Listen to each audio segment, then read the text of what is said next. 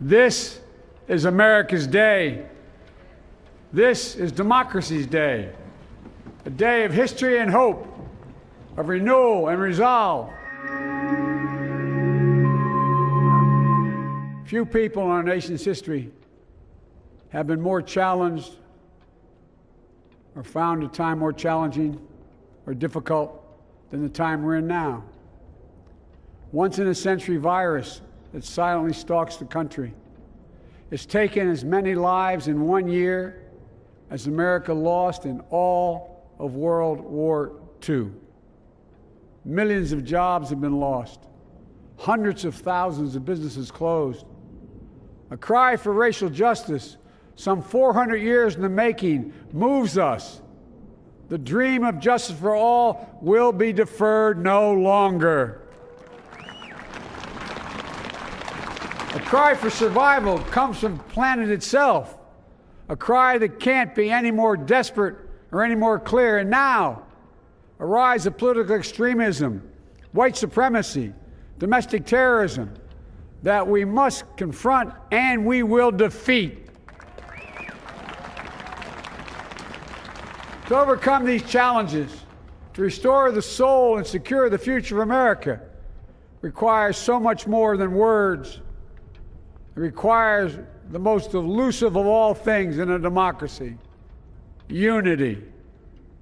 Unity.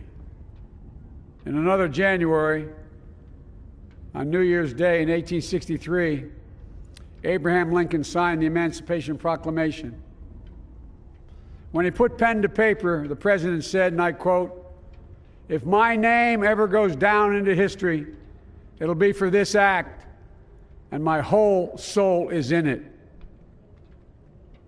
My whole soul is in it. Today, on this January day, my whole soul is in this, bringing America together, uniting our people, uniting our nation. And I ask every American to join me in this cause. I know speaking of unity can sound to some like a foolish fantasy these days. I know the forces that divide us are deep and they are real.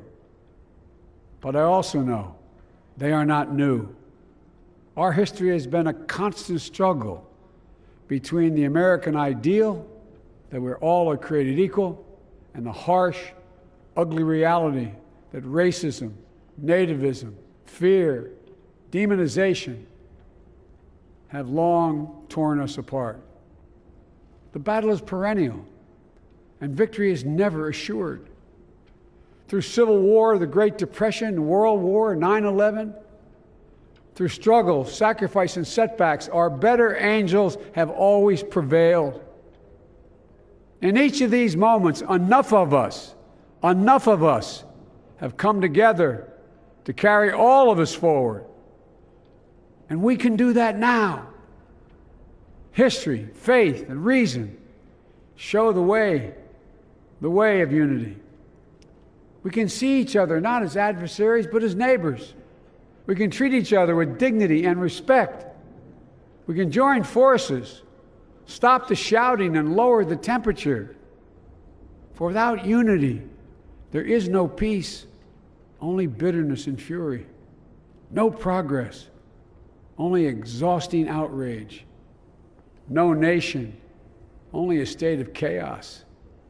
This is our historic moment of crisis and challenge, and unity is the path forward. And we must meet this moment as the United States of America.